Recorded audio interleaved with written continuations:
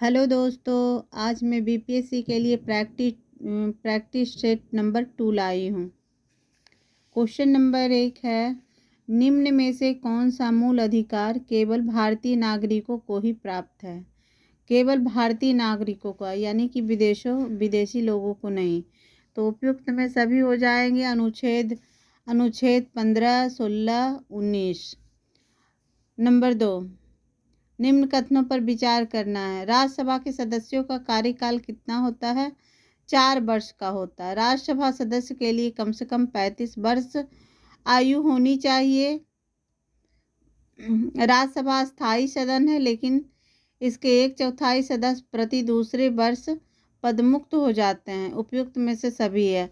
धन विधेयक को राज्यसभा अधिकतम कितने दिनों तक रोक सकती है? अधिकतम 14 दिनों तक रोक सकती है। क्वेश्चन नंबर 4, कोई व्यक्ति उच्च न्यायालय का न्यायाधीश नियुक्त होने के पात्र तभी होगा जब एक नंबर ऑप्शन पूरा करेगा। भारत राज्य क्षेत्र से कम 10 वर्षों का न्यायिक पद धारण किया हो या लगातार 10 वर्ष तक उच्च न्यायालय या न्यायालयों में अधिवक्ता रहा हो। अधिवक्ता यानी वकील रहा हो।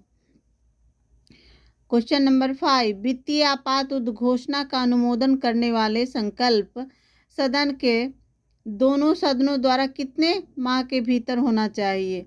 तो दोनों के बीच 2 माह का होना चाहिए। भारत में पहली बार केंद्र सरकार के विरुद्ध लोकसभा में अविश्वास प्रस्ताव कब लाया गया? अविश्वास प्रस्ताव कब लाया गया? 1963 में।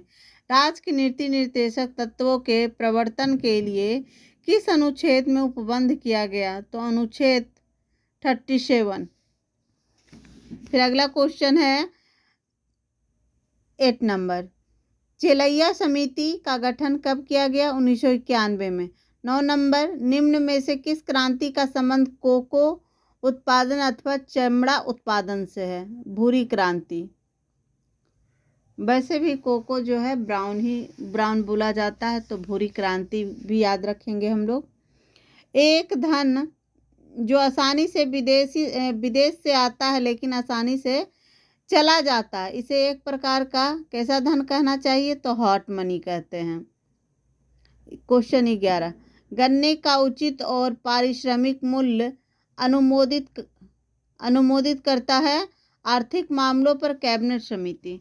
असहयोग आंदोलन में कौन सा कार्यक्रम शामिल नहीं है? 12 नंबर क्वेश्चन। तो इसका आंसर हो जाएगा अदालतों का वकीलों द्वारा अब बहिष्कार। दांडी मार्च की समाप्ति किस तिथि को हुई थी? तो 6 अप्रैल 1930 को। गांधी के जीवन काल में घटी निम्न घटनाओं का कालक्रम सही ये तो मिलान करना है। फिर आज़ाद हिंद फौज के साथ सुभाष चंद्र बोस ने सिंगापुर में एक स्वतंत्र भारत की अस्थायी सरकार बनाई थी। इसका गठन कब किया गया था? 21 अक्टूबर 1943 को, यानी मेन रूप से 43 याद रखना, 21 अक्टूबर को भी याद रखना। सती प्रथा का उन्मूलन किया गया था 1829 के नियम 17 के द्वारा। वहाबियों के विद्रोह को कुचलने का श्रेय